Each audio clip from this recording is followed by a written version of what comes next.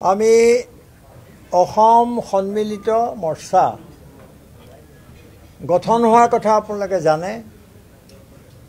সেই সময়ত উপনিৰ্বাচনৰ সময়ত কংগ্ৰেছ সেই সময়ৰ সভাপতি ভূপেন বৰাই পদত্যাগ কৰাৰ পিছত আমাৰ অসম সন্মিলিত মৰ্চা গঠন হৈছিল প্ৰায় 14টামান দলেৰে। আজি অলপ পলমকৈ হৈছে, হয়তো কিছুদিন আমাৰ অলপ আপোনালোকৰ লগত যোগাযোগ হোৱা নাছিলে ঠিক সন্মিলিত মৰ্চা হিচাপে, এনেইতো আমি পায়ে আছোঁ সকলোৱে। গতিকে আজি আমি ইয়াত আবেলি 4:30 বজাৰ পৰা এতিয়া প্ৰায় 7:30 বজালৈ এই আমি 3 ঘণ্টা সময় 13টা ৰাজনৈতিক দলৰ প্ৰতিনিধিৰ উপস্থিতিত অসমৰ সাম্প্ৰতিক পৰিস্থিতিৰ বিষয়ে আলোচনা কৰিলোঁ। আৰু আপোনালোকৰ তেখেতসকলক পৰিচয় কৰি দিয়াৰ প্ৰয়োজন নাই, আপোনালোকে সকলোৱে চিনি পায়। 13টা আঞ্চলিক দলৰ 13টা দলৰ ৰাজনৈতিক দলৰ নেতা ইয়াত উপস্থিত আছে। আৰু মোৰ কাষত আছে সাধাৰণ সম্পাদক লুৰিণজ্যোতি গগৈ, মোৰ সোঁফালে আছে আমাৰ কাৰ্যকৰী সভাপতি জয়নিংটি কাঠাৰ, আৰু বাওঁফালে আছে কাৰ্যকৰী সভাপতি আন এগৰাকী সুব্ৰত কি কয় সুপ্ৰকাশ তালুকদাৰ। আমাৰ সুপ্ৰ আছে যে গণ্ডগোল। এতিয়া আমি ইমান দীঘলীয়া সময় আলোচনা কৰি কেইটামান প্ৰস্তাৱ গ্ৰহণ কৰিছোঁ। প্ৰস্তাৱৰ সবিশেষ আপোনালোকক ভালদৰে দিয়া হ'ব, অলপ সময় লাগিব।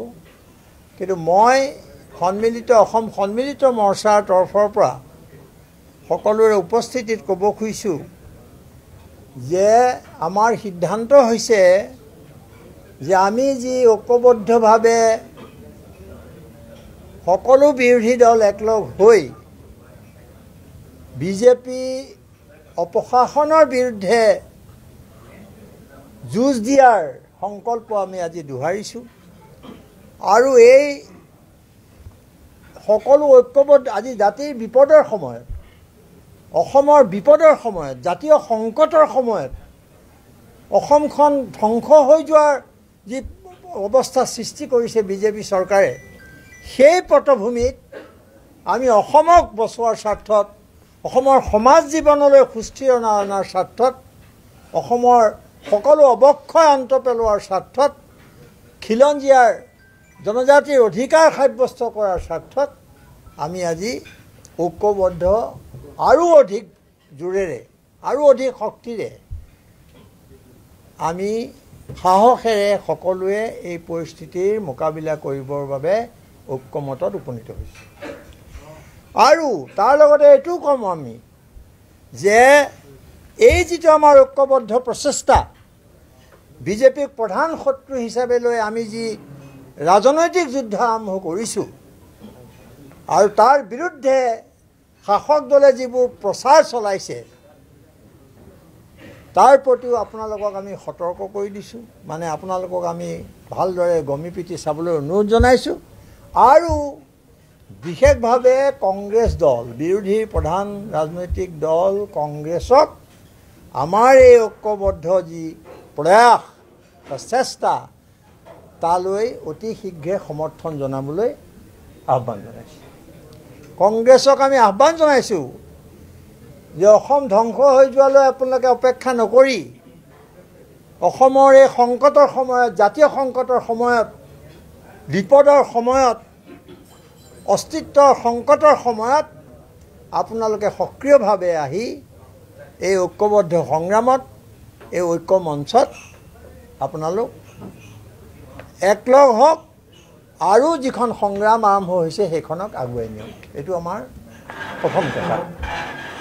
আৰুতো এইটো কথাত নাই, কিছুমান কথা ৰৈ গ'লে ক'ব আমাৰ বাকী নেতাসকলে।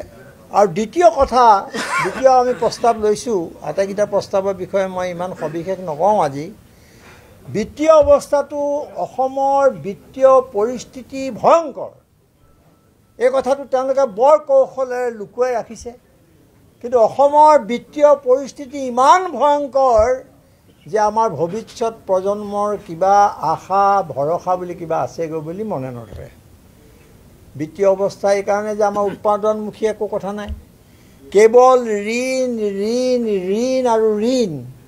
1 লাখ প্ৰায় ৭৪,০০০ কোটি টকাৰ ঋণ আমাৰ মূৰৰ ওপৰত